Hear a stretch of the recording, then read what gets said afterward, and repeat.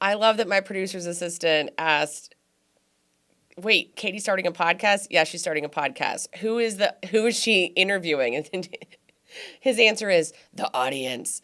Why would anyone start a podcast, especially with what I want to talk about? Well, listen, here's the deal. I have coached so many people. I mean, if you haven't met me before, my name's Catie Campbell. I am an executive coach, a certified executive coach. I have now coached over 30,000 leaders in my career. I've been in this game for almost 25 years.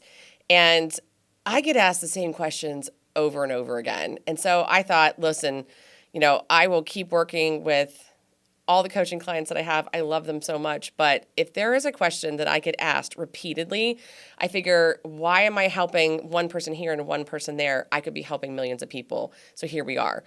And I've coached people from the likes of Crocs to Clark Construction to I started my career at the Pentagon. I've worked with the Department of Defense. I've worked with Homeland Security. I can't tell you the number of companies that I have worked with, are working with.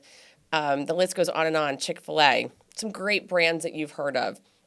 And it's fascinating to me that every single leader that I work with tends to deal with this exact same issue. And so today, our first topic, our number one, podcast one, we're going to talk about burnout. I just finished a course, an online course for women addressing burnout, because I can't tell you the number of people that I run into, whether it's at my kids' soccer game or it's just leaders that I work with who are talking about how burnt out they are. And I work with both men and women, but particularly I keep having people, female executives come to me and just say, I'm burnt out. I don't know what to do about it. And the questions that they have around how do I get out of this cycle tend to be pretty repetitive, like from one person to the next. I keep hearing the same kinds of things. So what I decided to do was reach out to my network and just say, hey, you and I have talked about burnout before. I'd love to hear what are still some of your burning questions about burnout. So either you can be helping people on your team or I can help you with the burnout you're experiencing. So I picked the top 3 questions that I received and I figured let's just chat about them. Maybe I'll share a little bit of insight about either advice I'd give or some questions I would ask the people I'm coaching around their specific challenges around burnout so they can help to start to create a way to get out of the cycle that they're in. So without further ado, let's go to question number 1. So the first one I got, and this is a very common question that I received that connects to burnout, which is, I've been burnt out, I think, for years at this point. But I also know I'm not really doing anything differently. Very, very common. I complain constantly, but then I keep saying yes to stuff and checking my email at night and things like this. Why do I keep doing this? And look, this is way more common than you would think. Why do you keep doing this? You're in a pattern. You're in a cycle. And when you are repeating those same behaviors, it's usually one of 2 things. Either the system that you're in, like the company that you work in, or your family structure, the way that you have things set up, that's keeping you in the pattern, or you're doing it intentionally to yourself. So let's just take the system first because it's easier to blame other people for the problems that we have. And I'm not saying that we should be blaming all these companies, right? Like nobody sets up a company and says, we're going to just grind people into a nub and work them to death and we don't really care what happens to them. You could think that's what your boss or the person who is the CEO of your company is actually doing, but legitimately, that's not why people start companies. They start companies or organizations to either help people or to make money, to sell a product or a service. Like nobody starts a company, it's just to burn people out. But inevitably it happens. I think it's important to actually look at why does this happen? Like why do companies and systems actually start to create the conditions so that their employees get burnt out?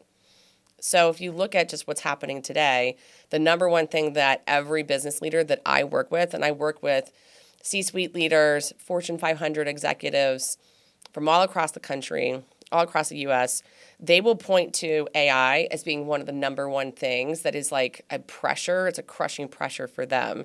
So they're trying to figure out how do you incorporate AI into what people are doing, into being more profitable, into moving things more quickly in their business, into trumping their competitors. You name it, this is what I'm hearing. So how does this lead to burnout? Well, AI moves so fast compared to just the average human being. And so a lot of folks are struggling with, how do I move as fast as AI? What do I do to use AI to get in a competitive advantage? And it's making work move so quickly. So, like, for example, there's a lot of leaders that I work with that use AI for just simplistic tasks like writing an email. Well, if AI can write an email like this and you send that along, it means that your employees are getting more emails more quickly than they ever have before. Like, email moves so fast, right? It always has. But now, if AI is just writing the emails for you and sending them out, it means all of your employees are receiving these emails like super quickly. So why are you checking emails at night? It's because there's that many more to respond to. And then you can do the same thing back, which is I can use AI to send more emails out. And it just becomes this, what I call a self-licking ice cream cone. It's terrible. So every single business leader is trying to figure out how to just be more competitive, which means all of us as executives are in these systems where we feel like we can't do enough to stay ahead. So you're burnt out and you're answering emails at 9, 10, 11 o'clock at night when you should be sleeping because business is moving that much more quickly. But the problem actually started well before that. So a lot of times when you're working in an organization, you're burnt out because the system is set up for be responsive, like solve the problems. That's what you're getting paid for. Legitimately, most of us are getting paid to solve problems in our jobs. And so you're burnt out because the system was set up to say, hey, Steve, I'm going to give you this problem and I need you to solve it. And so that's what you do. You solve the problem and that's what you get paid for.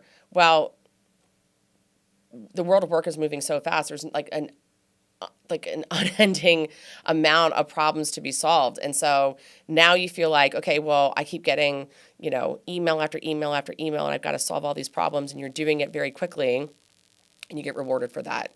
So why aren't you changing anything? Like, I've been burnt out for years, but why am I not changing anything? It's because you're being rewarded for not changing anything. So just sit with that for a second. A lot of times when I say this to people, and I say this to my coaching clients, they'll say, like, I don't know how to get out of the cycle. I'm like, well, you are clearly keeping yourself in the cycle. And they'll go, no, it's my boss. It's the business. It's everything else that's moving so fast. I'm like, yeah, that's part of it. But you're keeping yourself in the cycle. They're like, no, I don't like being here. I'm like, oh, I think you do. Because when you stay in the cycle and you keep responding to the emails, you keep solving all the problems, you just keep doing everything that gets thrown at you or saying yes to everything and then solving the problem, you get rewarded for it. You get promoted, you get a great end of year, quarter bonus, however you're bonused or compensated. And the most insidious thing of all is that most times the reward for hard work is what? It's hard work and it's more work. So you stay in this pattern because you're being rewarded for being responsive to the pattern. So I'll say that again. You stay in the pattern because you're being rewarded for being responsive to the pattern. So you don't make a change because until you see that there's an advantage or competitive advantage for you to change, you won't. You will stay exactly where you are. You won't change a thing. So it goes back to their original question, like, not just why do I keep doing this, but like, how do I get out of it? And like, I'm going to add another question to this because I feel like they're connected, which is everybody at my company says that they're overwhelmed all the time. And there's also, on top of that, there's meetings about burnout and Slack messages about burnout and podcasts about burnout. But honestly, nothing changes. Is this just what work is now for the foreseeable future? And I will usually answer that with maybe, which doesn't usually sit well with people. Why would I answer that? That seems mean. It's not intended to be mean. Like, nothing changes if nothing changes. So is this just what work is now? Yes, because nobody is incentivized to change. Why would you be incentivized to change? If you are responsive to emails and you're always on and you're going the extra mile and you're working 14-hour days and you work while you're on vacation and you're getting rewarded for it, why would you change that? The other piece to that is if you did change it, meaning you weren't as on. Imagine going on vacation and just shutting your computer down and your email down and having an out of office that you don't ever respond to. Imagine not responding to Slack messages or text messages as they come in while you're on your dream vacation or you're just hanging out at the beach with your kids or whatever you do to take time off. What would happen? And when I ask the leaders that I coach that very question, 9 times out of 10, they will start to like physically squirm in their seat. Like, I don't know if I can do that. I'm like, well, what do you mean you don't know if you can do that? Like, imagine I took your cell phone. I take your phone and I just throw it in the ocean. Then what? And again, they start to squirm. Or what if I just told you that like your Slack, your email access, your internet access would be all shut down and you would not have any connectivity. Like, nobody could call you and you couldn't call anybody else. Nobody could message you. You couldn't respond to the messages. What would you do? And people physically squirm. And that's when I know that this isn't just the system that you're in causing the problem. It's when I know that you're doing it to yourself.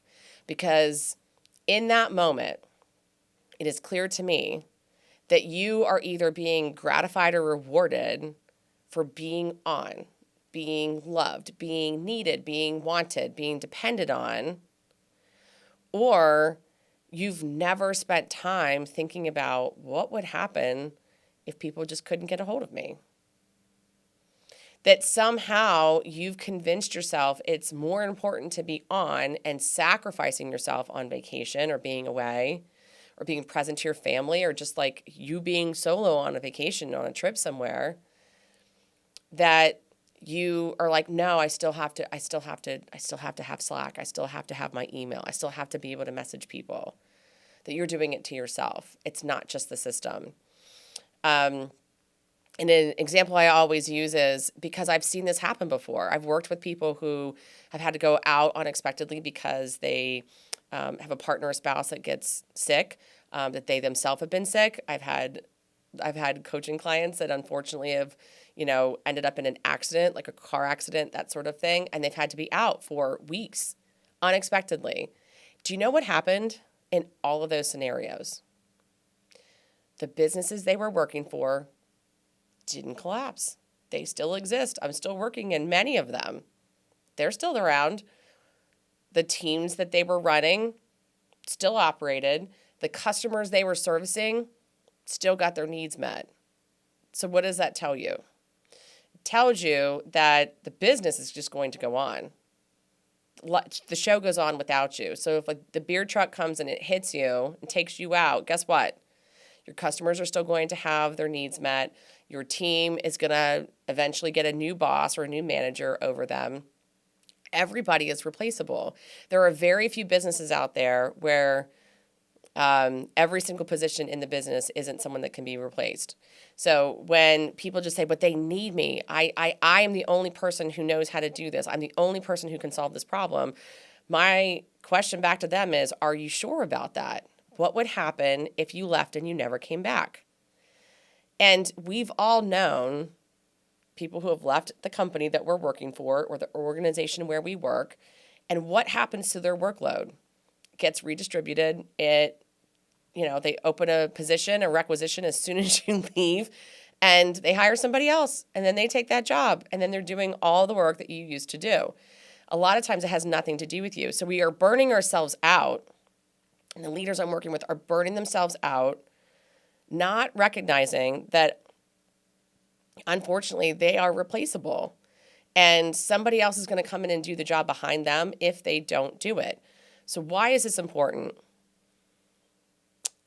It connects to the third question that I got asked, but also I've heard this so many times over the years, which is like, I feel that stress has become people's whole personality at work. Like if you're not exhausted, you're not trying hard enough. And the reality is that this is usually The burnout, the stress is a self-inflicted wound. It's not coming from the company or the organization that you're working for. And if you're an entrepreneur like me, every time that I start to think, oh, I'm getting stressed, I'm getting burnt out, I'm like, Catie, you run the company. Like, that doesn't make any sense. Like, you're doing it to yourself. 99.9% of the time, when people come to me and they're like, I'm so stressed, I'm so burnt out, like, I can't do it anymore, I'm exhausted, I'm very loving and very gentle about it. But at some point, the conversation gets to, you are doing this to yourself. The good news is, for people who love their job, they don't want to leave the company or the organization where they work, but they are feeling burnt out. A lot of times they just think, I need to go get another job. I just need to leave here. I got to go do something else. And the cool part about this is, if 99% of burnout is self-inflicted, it means you don't need to leave where you're working. It means you need to change the way that you work. It means you need to change the fundamental idea of what work is, how you approach work, how you balance your life. And sometimes it feels like juggling your life, which I have 2 kids. I'm a single mom, so it's always feeling like juggling my life as opposed to balancing it. But if burnout is something that you are doing to yourself, the good news is you're able to solve this problem too. That's why I wrote a whole course about burnout. It's not a job placement course. It's not a, hey, update your resume and dust everything off and go somewhere else. It's not. It's really about figuring out how to calm your nervous system, figuring out where the sources of burnout are coming from. Is it coming from a lack, a need, a want, something that is in you that's making you feel like I have to work harder, I can't ever turn it off, or I'm not going to be successful? It could be any one of those things.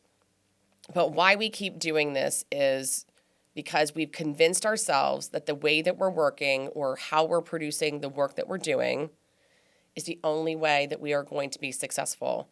So part of this is redefining success. Part of this is getting out of the patterns and habits that you've been in probably for years that nobody has asked you to break out of, and redesigning how you fundamentally approach work. That is your habits, it's your patterns, it is the cadence at which you work. It's basically all of it. It's all of it. And so for some of you, you might be burnt out just because the volume of work is a lot right now. It's setting better boundaries so you're not taking on too much that you can't accomplish. For some of you, it is because you've convinced yourself that you need to be on all the time. It would be setting different boundaries around when you're on and when you're off. For some of you, it is this need of being like, I need to feel wanted. I need to feel valued. I need to feel, it's like getting out of that mindset that work is what is supposed to be filling that void. Being needed or wanted could also be coming from volunteer opportunities or spending time with friends and family. It could come from other places other than work. So it's really removing some of these mindsets that you've developed over the years and rewiring how you're doing work more generally. So if you are interested in exploring more topics like this, we're going to be doing this podcast weekly and putting out these videos, putting out things on socials. If you're interested in like learning more and coming up with new strategies for how do I work, how do I live so that I am happier, I'm more emotionally intelligent, and I'm really feeling more fulfilled in what I'm doing day to day, follow along this podcast. I'm also on Instagram and TikTok. And if you've got a question about work, about life, about leadership, about EQ that you really want to have answered, you can put a question in the comments. You can follow me over and send me a DM on Instagram or on TikTok. Send me a Facebook message. Let me know what you want to hear more about, and we will be addressing all of those concerns, questions, curiosities in future podcasts. I appreciate you listening. I look forward to doing this journey with you, and stay tuned. We have a lot more topics to cover.